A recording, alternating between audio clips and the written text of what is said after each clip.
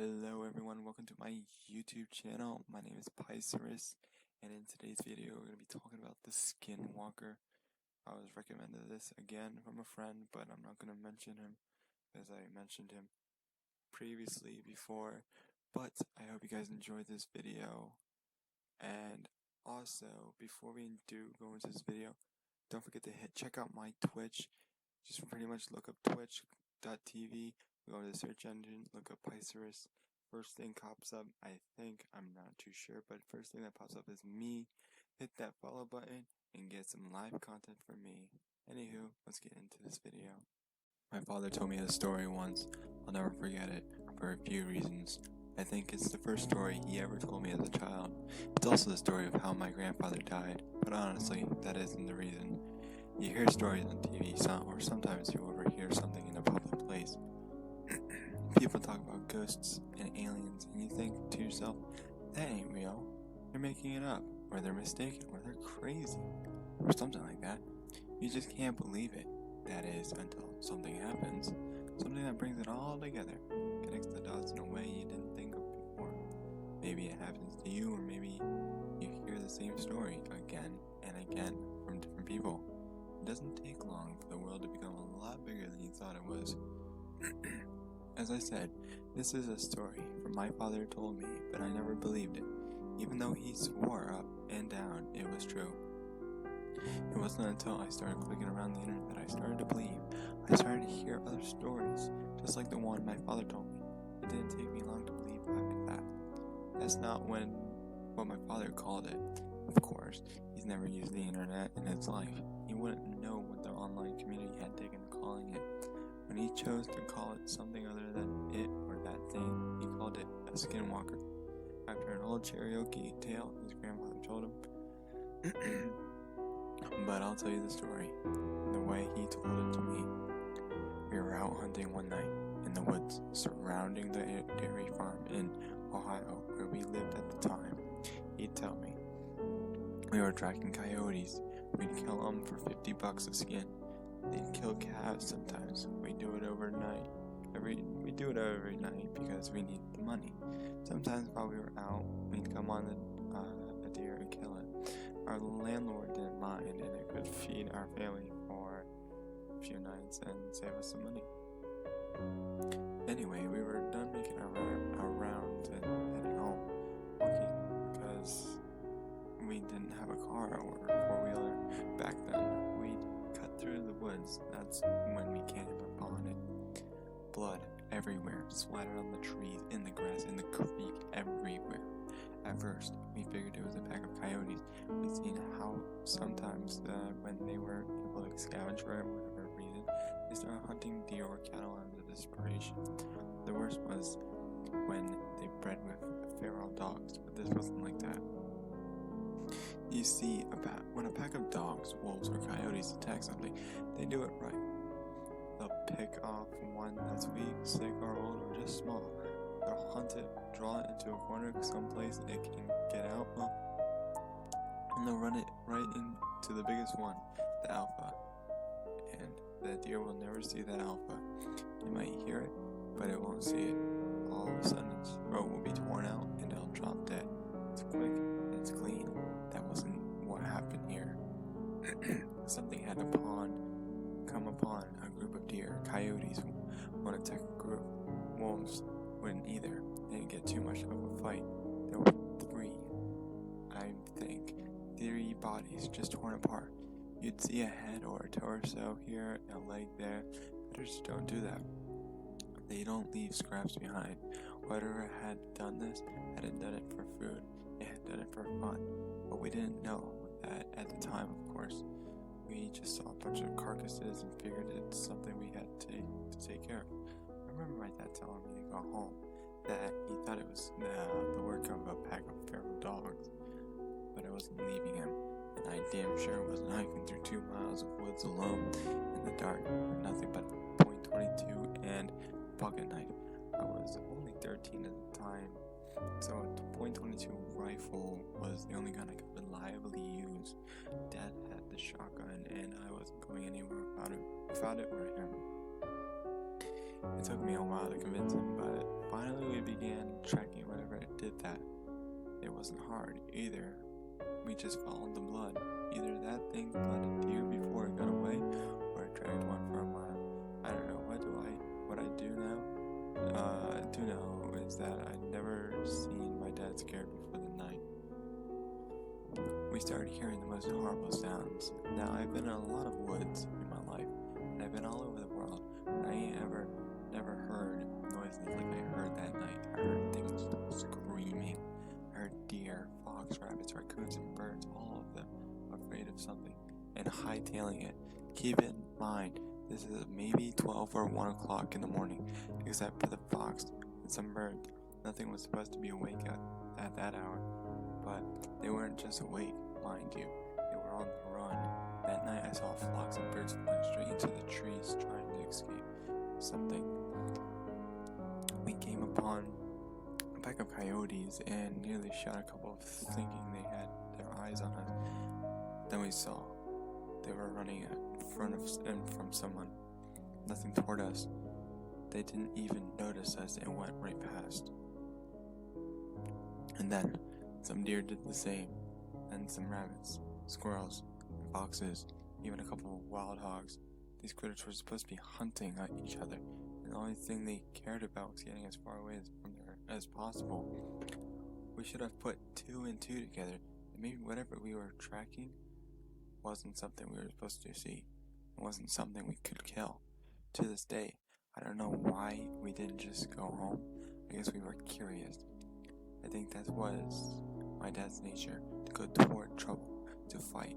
And being aware of this things my father did during the war, I figured it was best to stay by his side. We finally reached an open valley.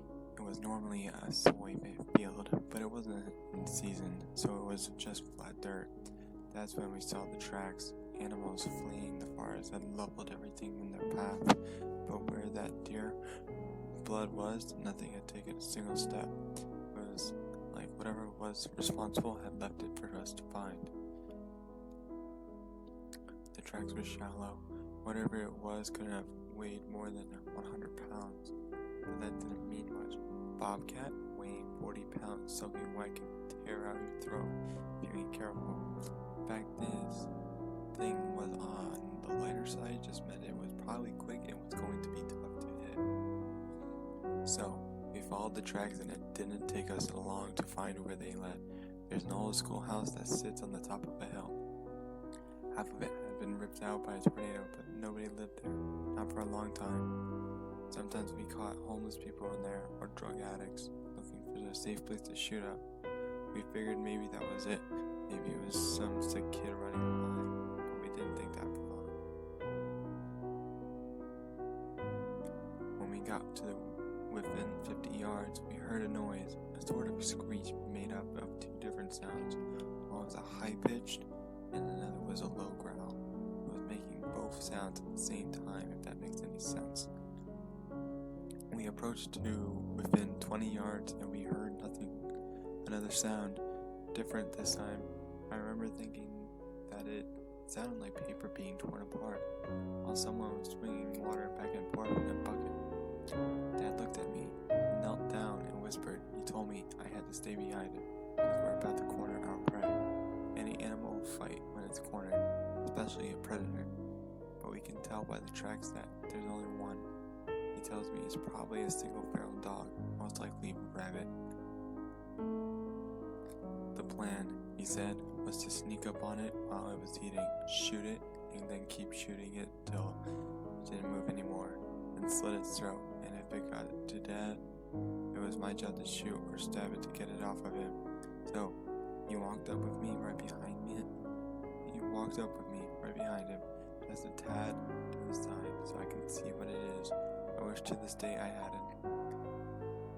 It was leaning over a carcass, tearing off its flesh and throwing what it did nibble at his side. There was blood all over the brick, glistening in the moonlight. It was a pale white and looked a little like a man, but not quite human. It had arms and legs like ours, but it sat like a monkey, hunched over, and its hands weren't normal. It had long fingers doors with claws at the end. So we saw that. My dad hesitated. He wasn't about to fire at a person, so he cleared his throat to try and get it to turn around. I swear to God Almighty, all the noise just ceased in an instant. I ain't ever heard true silence before that, and never again afterward. But for 2 seconds, nothing made any noise. I mean nothing. This made it all the louder when that thing turned around, made this shrill cry, and pounced on Dad. He got a shot off. I think he missed. If he hit it, it didn't phase the thing at all, but it was on him, tearing the entire parts of him off. I started shooting him with the .22 point blank, but the thing barely bled at all. I got off 5 rounds, and then I started hitting it with the butt of the gun. It didn't budge or even register that I was there. It was clawing at my dad, removing whole chunks of his flesh. It started on his torso, peeling off the skin on his chest, and then it moved up. It tore out his throat, ripped his nose clean off, and gouged out his eyes. Then it scalped him and started digging in. I stood there, helpless, as it ripped off the bottom half of his jaw, the little bones and that tube in his neck, and then his ribs. I don't exactly remember what happened, but somehow my dad's knife ended up in the thing's shoulder. My dad, what was left of him, that is, ended up on my back. I was running, and by God, I was going faster than I'd ever run before or after, and it was following me. I ended up back in the forest opposite the woods we started in. I was heading towards my landlord's house because it was the closest thing to help nearby, but even that was a half a mile away. All the while, I could hear the thing screeching and moaning. I heard branches cracking and getting thrown around. It was cracking so loud and often that it sounded like someone was taking an axe to every single tree I passed. But I never looked back, not once. The thought didn't even cross my mind. Finally, I tripped and fell into some gravel. I looked up to see my landlord and a bunch of his buddies drinking around a campfire. I screamed and cried, and they came over. I told them that call an ambulance, and my landlord looked at me and said something I'll never forget. "What is that on your back?" he asked me. Just as the words left his mouth, it dawned on him without my saying a word. It was one of those god-awful flannel shirts my dad wore everywhere. He realized, and it was damn near all that was left of my dad. Aside from a bit of my father's head and torso, that's all there was, absolutely nothing below the waist. Suddenly, we heard it, screeching, my landlord grabbing me, causing me to drop what's left of Dad on the ground. And I was fighting him, crying, because I thought he could still save him, somehow. But the truth is, my dad had been gone well before I even ever picked him up. And all I'd done was carry a corpse back home. My landlord had to pick me up and throw me inside before I would go with him. He and his buddies, all of us, went inside together, and they locked the doors and got their guns. The landlord asked me, What happened? But I didn't know what to tell him. He pieced enough of it together to understand that there was something dangerous out there. All the lights in the house were on, and someone called the cops. They would get there as soon as they could, they said, but that meant in 15 minutes. We looked outside and saw it would walk in front of the fire they made. No one knew what it was. One of them said it looked like an ape. Suddenly, something came crashing through the window. We all fired at it, but quickly realized it was the thing. No, it was my landlord's dog. Well, his body anyway. His head and legs were missing. We had just started pushing things in front of doors and windows to form a barricade.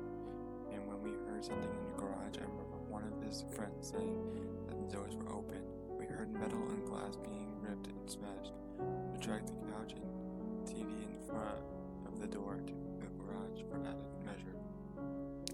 They banged around some more, but then it got quiet, not silent, like it was before.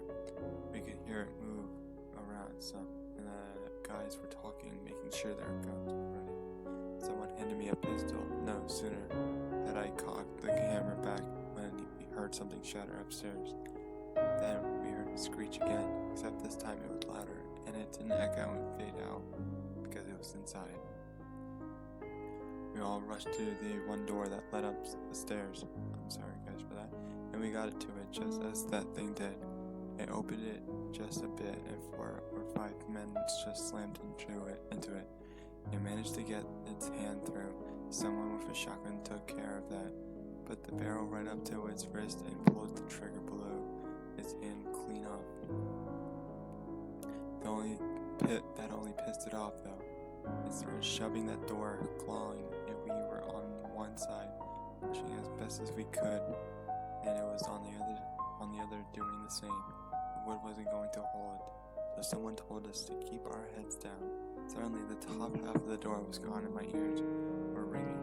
There were splinters everywhere. 2 or 3 of them had just unloaded on the top of the door.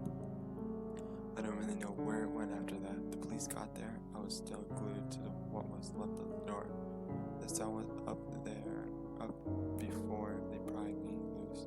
They put me in a hospital for a while. I was there. A whole lot of people talked to me, but I didn't respond. Not for a long time. When I got back home, I got a job for the landlord, working on the farm. We didn't talk much, not about the thing, but I signed up for the army when I was 19, and he sat me down to drink some scotch as a send-off. I asked him right away what the police told him. The story they went with was that it was a wild animal, probably a wolf, or maybe a bear that had migrated north. I asked him how they could say that when they had the hand. He looked at me, stunned. He told me that the hand never made it back to the station. The cop who had it in his car got into a wreck, drove into a tree, and died on impact. The hand was never found, likely taken by an animal. Cops, when they wouldn't acknowledge the hand existed at all, said it was simply the paw of a bear that resembled a man's. I never talked to the landlord again. He went missing while I was in basic training, and no one ever saw him again.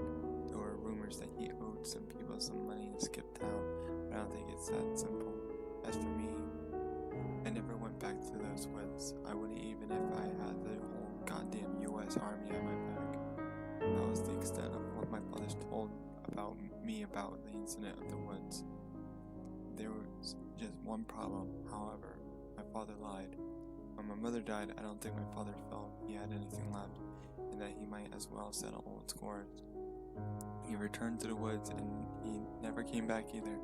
The FBI was called, and they came and put on a show for everyone involved, but I knew they weren't really looking. I had to get an agent drunk and slip him a few 50s before he finally told me that they got a few calls about those woods every year, about someone up and vanishing, but that was all he wanted to tell me. Before he got up and left with the rest of his team, he wrote the name they'd given the creature on a napkin. Of course, I didn't realize that's what it was at first. It wasn't until I put the words in the search engine online that I understand what they meant. Honestly, I would have rather not known. As it turns out, there are hundreds of stories just like my father's, as well as a photo and drawing of the thing. And though the details vary, everyone who has encountered it agrees on one thing: it's still out there, and there isn't a man on earth that can stop it. I hope you guys enjoyed that video. Please don't forget to let that like, subscribe, and if you want to, hit that bell notification. If not, that's perfectly fine. Also, don't forget to check out my Twitch, link down in the description below. Once again, this is Pisces. Peace.